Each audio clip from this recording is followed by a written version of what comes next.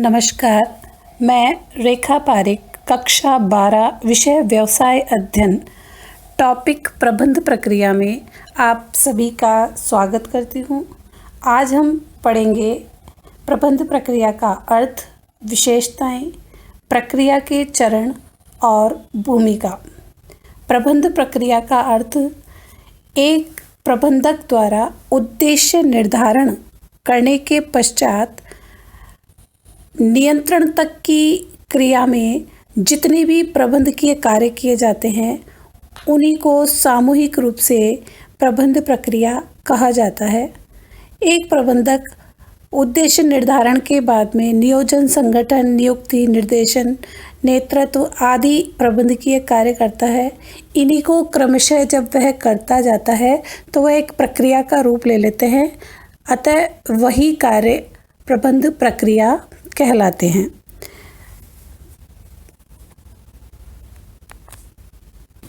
प्रबंध प्रक्रिया का अर्थ जानने के बाद में हम इसकी विशेषताओं पे चर्चा करेंगे। सबसे पहली इसकी विशेषता है, यह एक सतत व गतिशील प्रक्रिया है।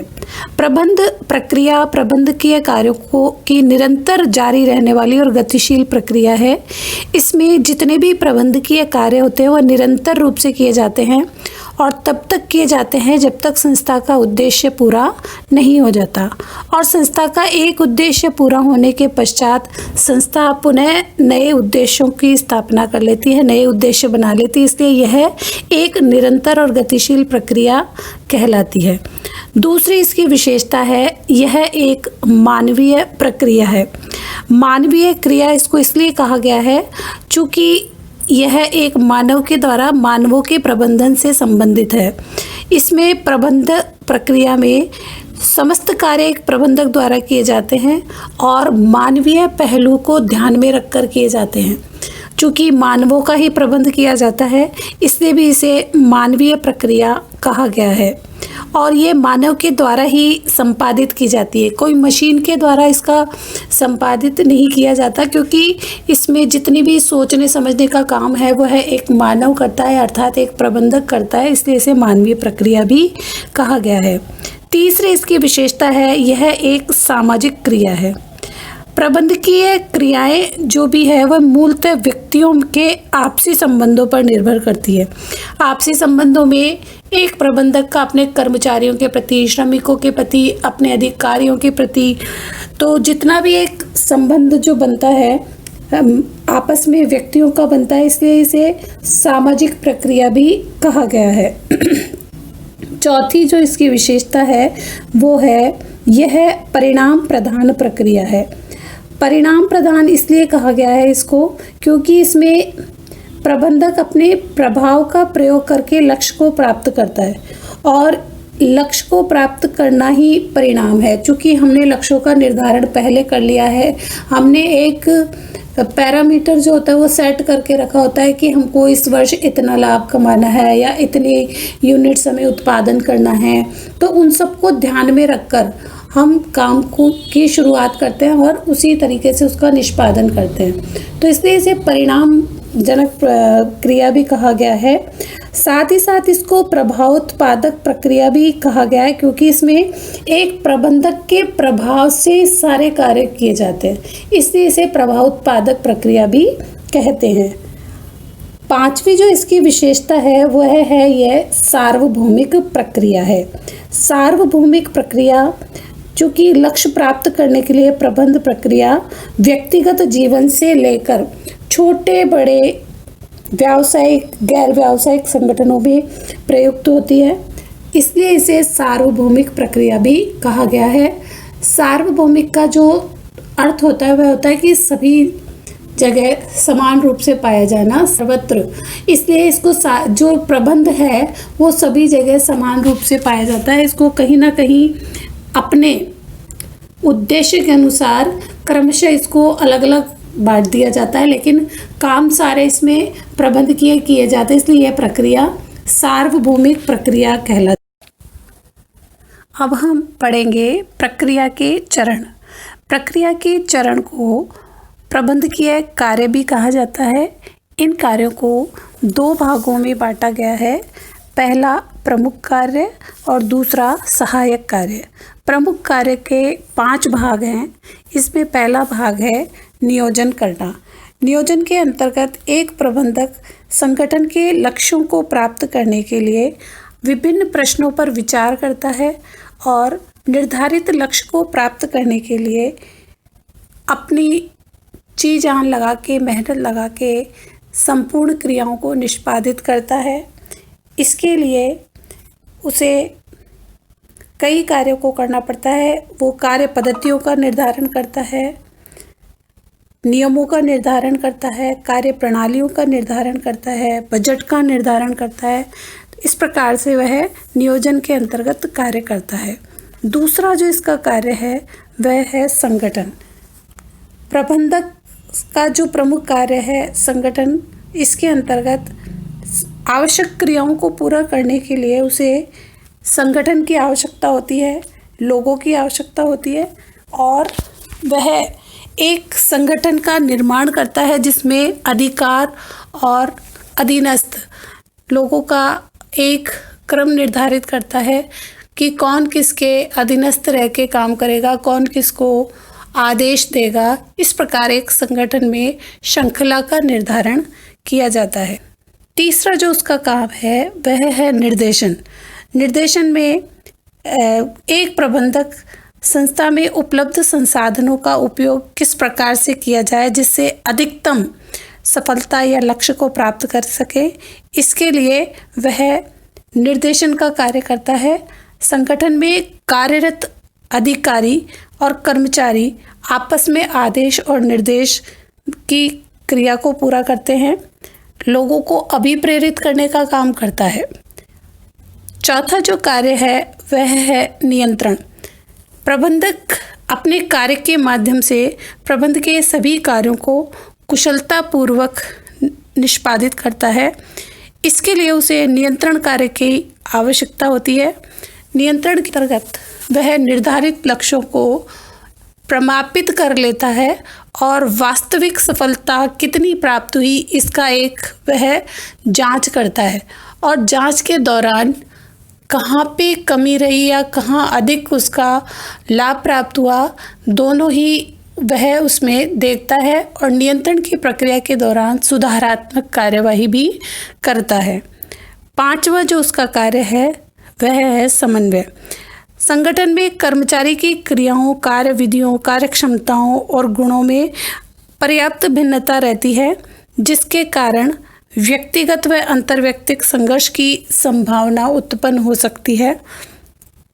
ऐसे में एक प्रबंधक का ये प्रयास रहता है कि वह संपूर्ण संगठन में एक रूपता और सामंजस्य बनाए, इसलिए वह समन्वय की भी प्रक्रिया को पूरा करता है। प्रक्रिया का जो दूसरा कार्य है सहायक कार्य, इसे भी 4 भागों में बांटा गया है। पहला है निर्णयन। निर्णयन के अंतर्गत एक प्रबंधक किसी भी कार्य को करने या नहीं करने के संबंध में निर्णय लेता है और उस समय उपलब्ध जितने भी उसके पास विकल्प होते हैं उनमें से वह श्रेष्ठ विकल्प का चयन करता है। इस चयन की प्रक्रिया को हम निर्णय की प्रक्रिया भी कह सकते हैं। इसमें एक बौद्धिक प्रक्रिया पाई जाती है क्योंकि निर्णय लेने की क्षमता जो है वह एक प्रबंधक में होती है, क्योंकि उसी के निर्णय पे संगठन की सारी जो स्थिति है वह टिकी होती है। इसलिए निर्णयन का जो एक कार्य है वह भी किया जाता है। दूसरा जो कार्य है वह है नियुक्ति करना। नियुक्ति के दौरान प्रबंधक कई लोगों को संस्था के अंतर्गत विभिन्न पदों पर नियुक्त करता है। इसके लिए उसे योग्यताओं का निर्धारण करना पड़ता है, योग्य व्यक्ति और उचित वेतन पर चयन करना पड़ता है। भर्ती से लेकर सेवानिवृत्ति तक जितने भी समस्त कार्य हैं वह इस प्रक्रिया के अंतर्गत किए जाते हैं। तीसरा कार्य है नव प्रवर्तन या नवाचार। जो वर्तमान युग है इसके अंदर वातावरण में निरंतर उत्पादों में विकास और शोध कार्य चल रहे हैं। इसके लिए एक प्रबंधक का दायित्व होता है कि वह संगठन में उत्पादन की प्रक्रिया में नवाचार की क्रिया को अपनाए। इसके अंतर्गत वह नए नए खोज करता है और सस्ती सामग्री पर प्राप्त करने के लिए आपूर्तिकर्ताओं को खोजता है, नई नई तकनीकों और मशीनों को ढूंढता है, कुशल और योग्य प्रभावी व्यक्तियों को संगठन से जोड़ता है। तो ये सब कार्य नव प्रवर्तन या नवाचार के अंतर्गत वह करता है। चौथा कार्य होता है संप्रेषण। संप्रेषण के अंतर्गत कर्मचारी और प्रबंधकों के बीच में विचारों को, सूचनाओं को, तथ्यों को, भावनाओं को जो भी आदान प्रदान किया जाता है वह संप्रेषण के माध्यम से ही किया जाता है।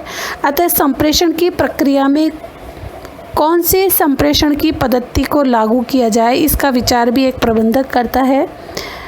ये जो प्रक्रिया है इसमें आदेश, निर्देश, संदेश, सुझाव, सूचनाओं का प्रसारण किया जाता है।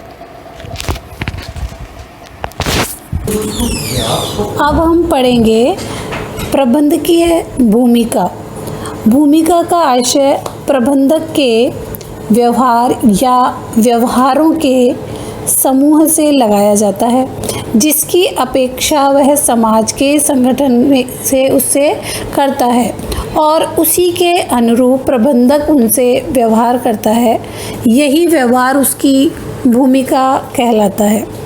प्रोफेसर हेनरी मिंट्सबर्ग ने 5 बड़ी औद्योगिक कंपनियों में उच्च स्तरीय प्रबंधकों की क्रियाओं और उनके व्यवहार का अध्ययन किया और उस अध्ययन के आधार पर उन्होंने निम्न 3 बातों को आधार बनाया।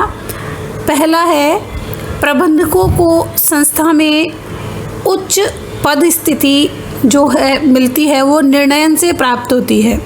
दूसरा उन्होंने कहा कि आधिकारिक शक्ति या सत्ता उच्च पद स्थिति अपने अधीनस्थों और सहकर्मियों के लोक व्यवहार के कारण अंतर्व्यक्तिक संबंधों का निर्माण करने में सहायता करता है।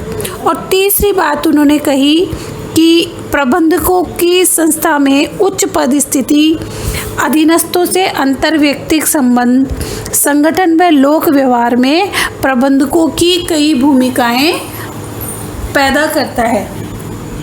ऐसे में उन्होंने भूमिकाओं को 3 भागों में बांटा है।